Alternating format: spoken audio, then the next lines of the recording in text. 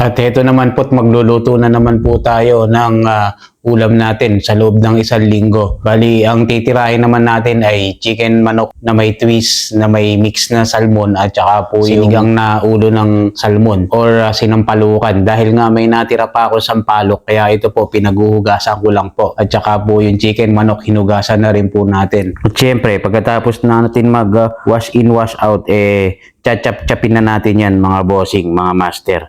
Pero unahin muna natin i-chop-chop yung onion at saka garlic. At syempre, pagkatapos natin i-chop-chop yung onion at saka garlic, yung chicken manok naman po ang ating i-chop-chop. At pagkatapos nga niyan, yung naman, ulo ng salmon. At syempre, yung pinagtinikan niyan, mga bossing, ibibigay natin sa alaga ko nga dito na si Tirso at si John Lloyd. Alam niyo naman po dito, kung nakita niyo sa previous vlog ko nung nakaraan pala, meron din tayong mga alaga dito na si John at si Paul. Si John Paul. Pinapakain din natin yun. Baga, iniitsahan ko dito ng mga tira-tira kong pagkain. Basta kung ano yung mga natira ko sa pagkain, iniitsa ko dyan. Bali nga ito ay mga ligaw lang ng mga pusa. At heto nga't nakuha na ako lang spring onion sa talim po natin. At yung kamatis ko nga po medyo malaki na, kaya pwede nang harvestin to dahil nga magsisinampalukan tayo or sinigang na ulo ng salmon. At yung sili nga medyo hindi pa, konting konting laki pa ng konti. Basta konti pa.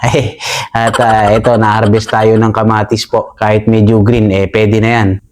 Lalasa na rin po yan. Basta importante, mahalaga. At pagkatapos ko nga po dyan, ito, diretso na tayo dito sa kawali. At igigisa na natin yung bawang at sibuyas. At konting mekos-mekos lang po yan. At pagkalalagay natin ng chicken manok, ito, ilalahok-lahok lang po natin ng konti. Ba't ba laging natin, ako lang pala nagluluto. After ng mekos-mekos mga bossing, lalagyan na po natin ng paminta. At saka po itong chili powder. At saka po curry powder. At saka sa kabila yung lalagyan ko rin po ng onion powder dun sa may ating sinampalukan po na isda. At saka nilagyan ko na rin po ng garlic powder at saka onion powder at saka ginger powder po. Basta lahat ng powder meron tayo na nilagay para mas malasa, para nag-imas atoy. At syempre, konting mekos-mekos lang po yan. At pag mekos-mekos ko nga po, ilalagyan na po natin ng iba pang pampalasa yan. Dun sa kabila, nilagyan ko na rin po ng asin, yung ating pang sinigang at saka yung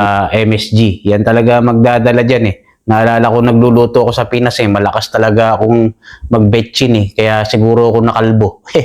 Joke lang po, pero totoo yun. At eto na, naglagay na rin tayo ng toyo at saka po oyster sa ating adobe. At syempre, hindi makukumpleto yan pag di natin nilagyan ng tubig na tigisang pitchel. Kasi nga po, pag nag-adobo ko, gusto masos Edi wow. At ito magdadala dyan ng Sprite. Yan talaga magpapalasa dyan mga bossing. Siyempre, yung konti, inumin natin. Mashallah, mashallah. Quiz mia. Ay, wah. Kita nyo naman, hindi pa nakain busog na. Edi wow. At syempre, pagkatapos dyan, ito naman babanatan natin yung bilaga natin na fresh na sampalok. Pipiga-pigain lang po natin yan para maisalin na po natin dito sa ating sinampalukan na ulo ng salmon mga bossing.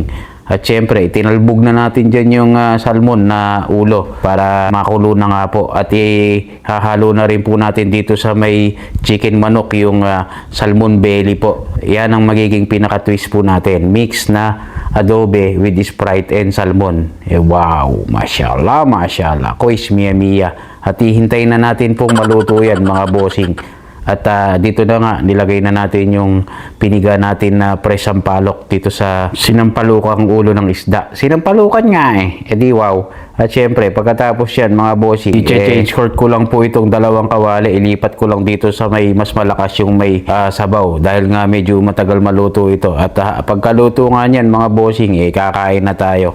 Syempre, food trip nga day off nga Syempre, yung ibang matitira ko dito, ipe-prepare ko po yan. At ipo-portion ko para kada uwi ko, init na lang ako ng init dahil nakakatamad din po kasi magluto pagka araw-araw Kaya ganyan po karami aking niluluto. So, yun lang. Salamat. Yun. Alright.